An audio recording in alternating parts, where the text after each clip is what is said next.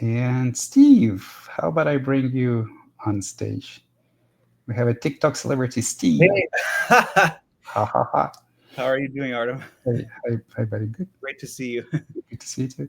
So, I wanted to confirm a few things because I'm so fascinated because that's why one of the reasons why I make videos is because it's just so fun for me, these topics. And so I wrote a few things down I just want to confirm with you. So, one fascinating thing that I learned from Daniel Ingram is he talked about in one of his videos something called, I think, non-localization or localization. I'm not sure if you've heard of that before. I heard the term many times. Yeah. That term, right? So, from what I understood, it's kind of like one of the mechanisms of the ego that you can't even see because it's so deeply embedded and it's so kind of, I know it's not natural, but it becomes so natural that my understanding was that the whole time that you're doing something, whether it is walking, going in the kitchen, it's as if the ego is always basically saying, "I'm doing that. I'm doing that." Like always claiming, always. That's what I kind of understood by localization. Is it sort of, does that make sense?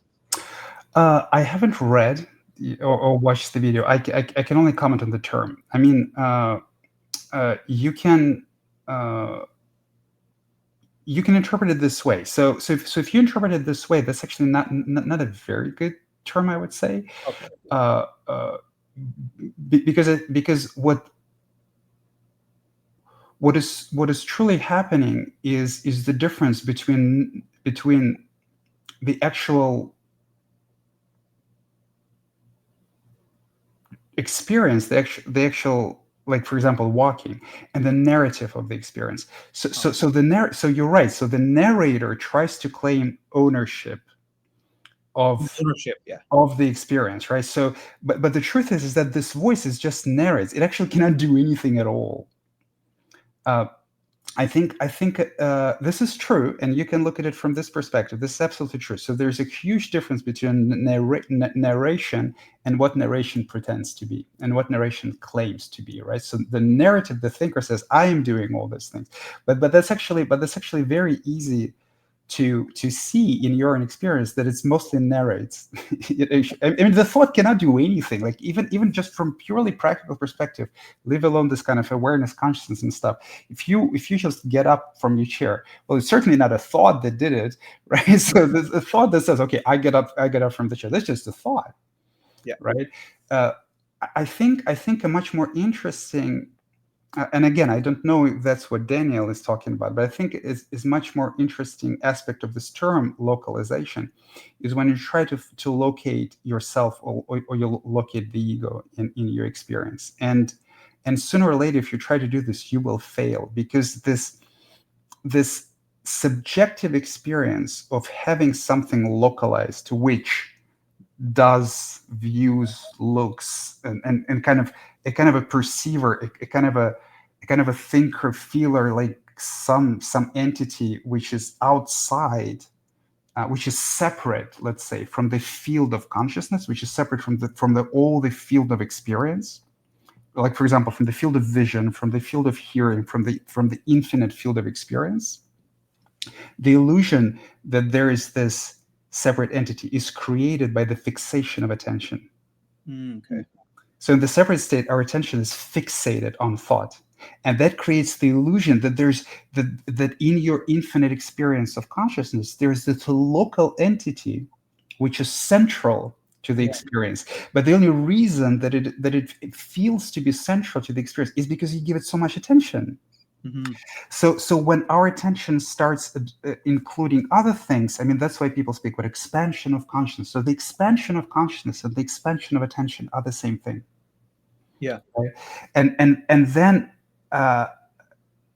then we cannot kind of find ourselves anymore. So it feels like a non-localized experience where in your infinite field of consciousness, the attention is given roughly equally to everything that is going on, equally to vision, to hearing, to body sensation, to thought. Thought is just a part of experience, you see, and Yeah. it creates this kind of non-localized feeling, non-localized experience of life, which is actually natural experience of life. And this contracted experience of life is created by the unnatural gluing and fixation of attention on thought, because we try to fix our pain with constantly thinking about it. That's why it's there.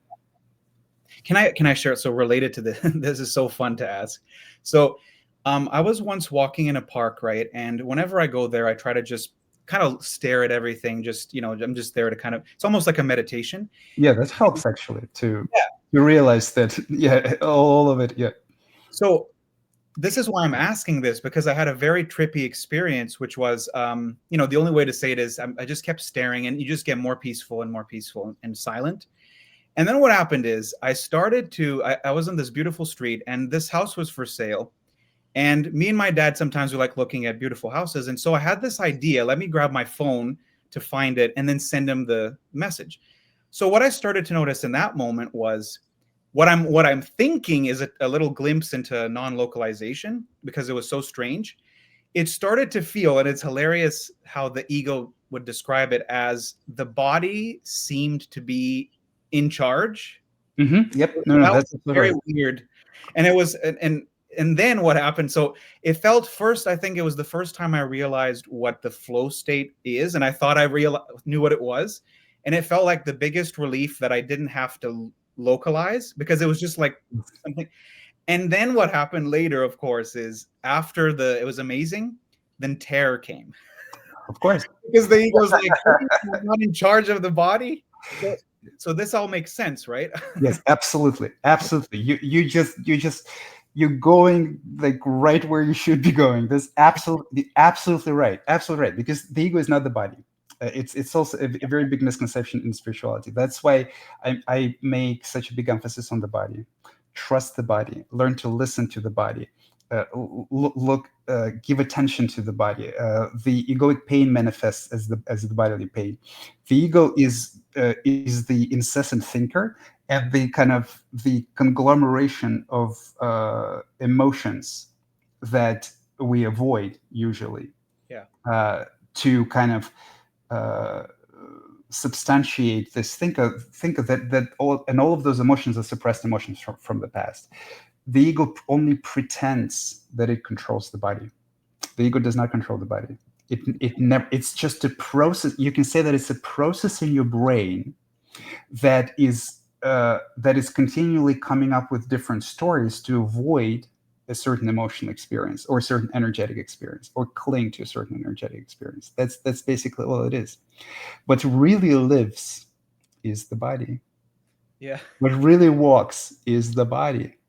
And so this kind of subjective experiences of, oh, look, the body's, there is no doer. When they say there is no doer, they say, well, the body does this thing by itself. Well, yes, it actually always been this way. The nature is much wiser than this little tiny puny voice in the head.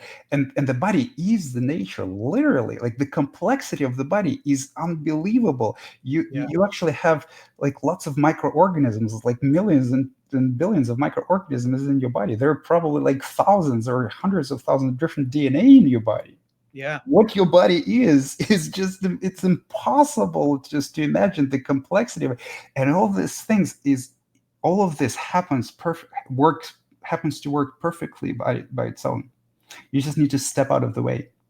But to step out of the way for the ego is very difficult, because the fear of the ego is associated with feeling everything that's been suppressed. So the terror comes. The Oh, yeah. terror, because the ego tries to control. You see, the truth is the what the ego really tries to control is your inner experience. Oh, yeah. That's the truth. The truth is, I don't want to feel that. I don't want to feel that. But of course, it's also very deceptive. It needs to come up with all sorts of tricks, and so this control is also externalized, and you try to control your external circumstance. So that's why the topic of surrender is such a big topic in spirituality. The truth is, it's not like you completely don't control your internal circumstances. You control some part of it, right? Yeah. But there's much less that you actually control than you think. And most of, like, 98% of the things you think you can control, you actually cannot. Like, you cannot Yeah. control other people, and the extent to which the ego engages in this illusion that it controls it, or it attempts to exert control over it, is in a futile attempt to exert control over what you will feel, over what the body will feel. Because the body in the separated state is not just a body, it's not just a healthy body, it's a wounded body, it's a body that is burdened by the unprocessed emotions of the past. Yeah.